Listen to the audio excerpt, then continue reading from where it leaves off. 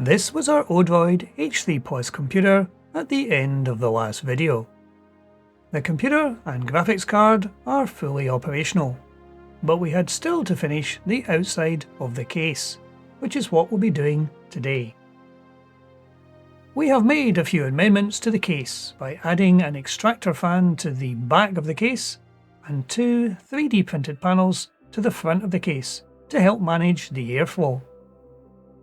The power switch has been mounted through the top panel. These fully wired power switches also come from Odroid.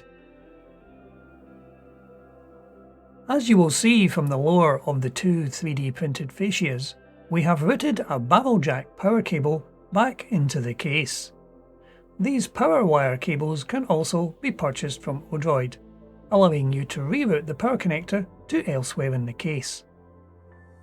Purchasing a barrel jack socket off Amazon allows us to have the Odroid's power input at the back of the case.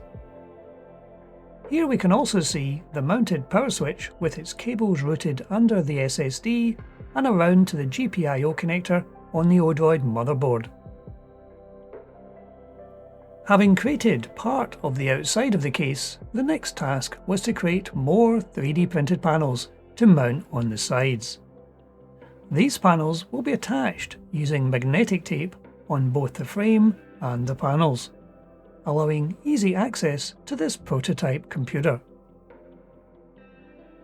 The 3D printer I have is not large enough to print a panel to cover the entire side.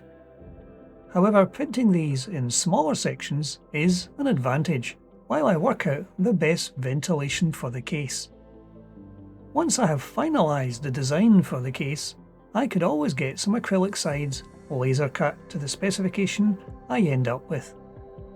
This though, for the moment, is a prototype, and as always with prototypes, you expect a number of changes to design. For the top of the case, I purchased a piece of pre-cut acrylic and fixed it in place with magnetic tape on the acrylic and steel paper on the frame. So that's the top of the outside of the case completed, and now I need to design the outside of the base, allowing adequate ventilation for the graphics card. So this little project continues to be a work in progress.